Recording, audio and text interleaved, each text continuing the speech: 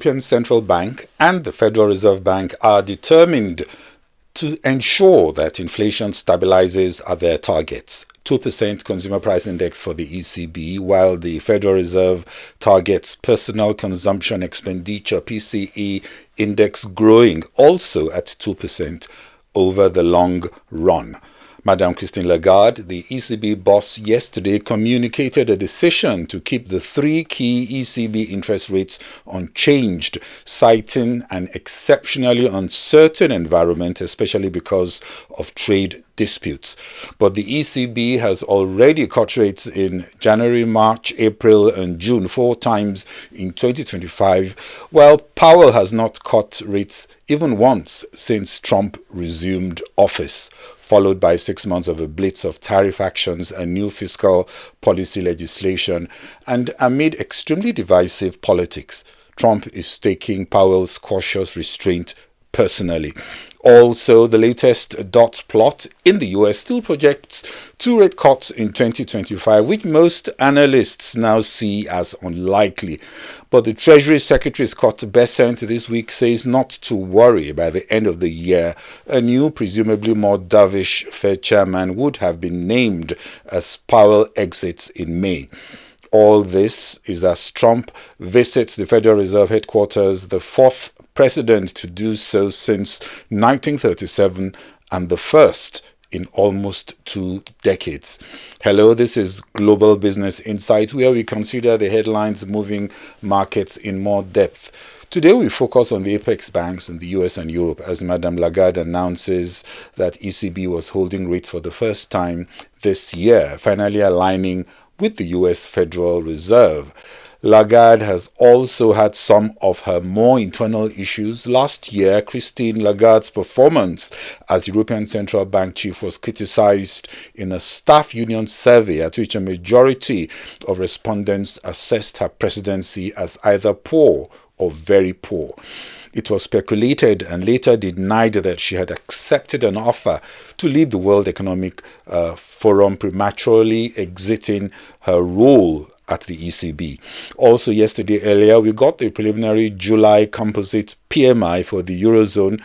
That came in at 51.0 and also better than estimated. Lagarde in her presser was also careful to avoid any signaling on future rate cuts, especially as tariff negotiations are yet to be concluded. Yesterday, Christine Lagarde said Europe is in a good place as per inflation trending towards their target and growth also developing in a positive way, but urging that the earlier a deal between the US and Europe is secured, the better. Annual inflation stood at 2% in June, after 1.9% in May. Energy prices went up in June, but are still lower than a year ago. Food price inflation eased slightly to 3.1%. Goods inflation edged down to 0.5% in June, whereas services inflation ticked up to 3.3% from 3.2% in May. Indicators of underlying inflation are overall consistent with our 2% medium-term target. Labor costs have continued to moderate. Year-on-year growth in compensation per employee slowed to 3.8% in the first quarter, down from 4.1% in the previous quarter. Combined with stronger productivity growth, this led to slower growth in unit labor costs. Forward-looking indicators, including the ECB's wage tracker and surveys on wage expectations of firms, consumers, and professional forecasters, point to a further decline in wage growth. Short-term consumer inflation expectations declined in both May and June, reversing the uptick observed in previous months.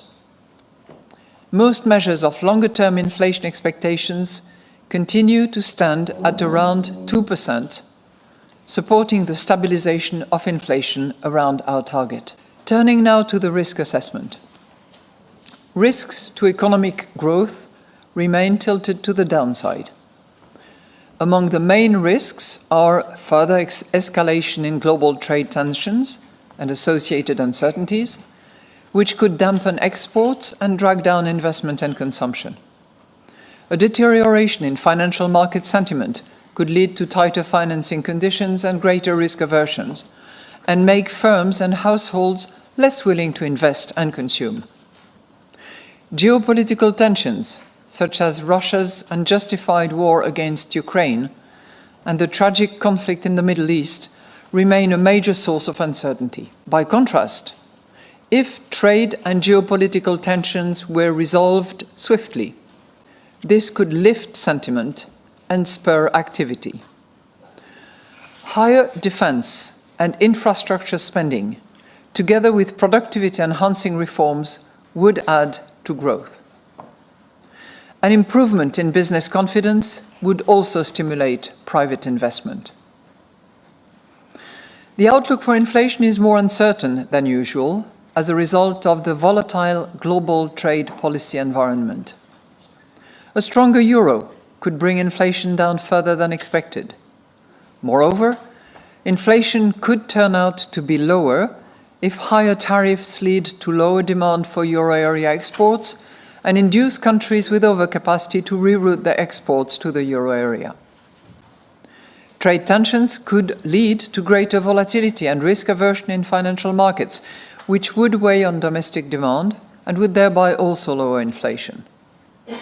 But by contrast, inflation could turn out to be higher if a fragmentation of global supply chains pushed up import prices and added to capacity constraints in a domestic economy. A boost in defense and infrastructure spending could also raise inflation over the medium term. Extreme weather events and the unfolding of climate crisis more broadly could drive up food prices by more than expected. So in conclusion, the Governing Council today decided to keep the three key ECB interest rates unchanged. We are determined to ensure that inflation stabilizes at our 2% target in the medium term. We will follow a data-dependent and meeting-by-meeting approach to determining the appropriate monetary policy stance. Our interest rate decisions will be based on our assessment of the inflation outlook and the risks surrounding it in light of the incoming economic and financial data, as well as the dynamics of underlying inflation and the strength of monetary policy transmission. Your second question had to do with conjecture as to what will be the outcome of ongoing trade negotiations. And I know that there was a newspaper yesterday who sort of hinted that we were at a particular closure. It was a closing in, not a closure, right? And required very careful reading. We are attentive to where the negotiations are heading. We are not in a negotiating position. We are operating on the basis of the work that we do to forecast, to anticipate. We have a baseline on which we are basing our decision of today, which is our June baseline, which holds. You know, that baseline is generally confirmed by all the recent data that we have received. But we take things one day at a time. We decide meeting by meeting, but we take news one day at a time. And for the moment, we are relying on our baseline, relying on the scenario that we have done back in June, which we have published, which you all have had a chance to look at, and that's what it is. But one thing I will add to that is that the sooner this trade uncertainty is resolved, so I think we use the word resolved swiftly, so the sooner it is resolved, the less uncertainty we will have to deal with, and that would be welcome by any economic actors, including ourselves. Both central bank bosses Lagarde and Powell have had to deal with a lot of less familiar noise, complicating their role in fighting inflation.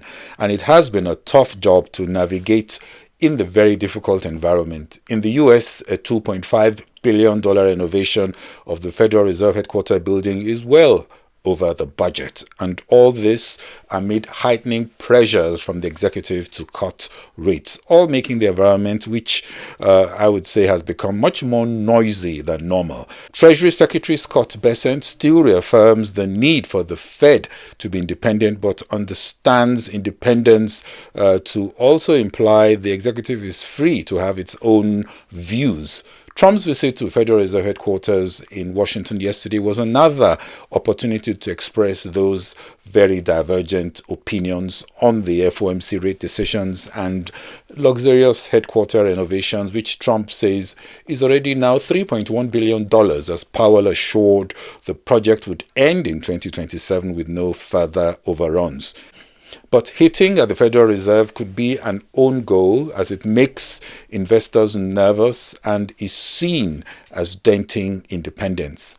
Apart from the noise, the signals have also often been confusing. The U.S. Department of Labor released also yesterday the number of U.S. citizens submitting new applications for unemployment insurance decreasing to 217,000 for the week ending July 19, also short of initial estimates, and last week's 221,000, again showing some strength. Also, although public sector jobs added looked robust, there were weaknesses increasingly evident in the private sector jobs added data. Also on inflation, core month-on-month was lower than expected, but tariff-sensitive sectors felt more price pressures, as was expected. Meanwhile, the latest wholesale inflation print came in much lower than expected. It all depends on what you want to see or not see, and that is reflecting in the narratives. Also in the US, the economy continues to show resilience as US business activity grew faster in July, with the index rising to 54.6 from the previous month's 52.9. That was data that came out yesterday. The manufacturing PMI dropped from 52.9 to 49.5, while services PMI, on the other hand, increased from 52.9 to 55.2. A senior U.S. economist, Mohamed El-Arian, on Tuesday surprisingly broke with convention by joining the very slim chorus asking Powell to resign. He said this was to spare the institution more embarrassing attacks after many missteps, including its much derided assertion in 2021 to 2022 that inflation was transitory, which delayed rate hikes and contributed later to price spikes.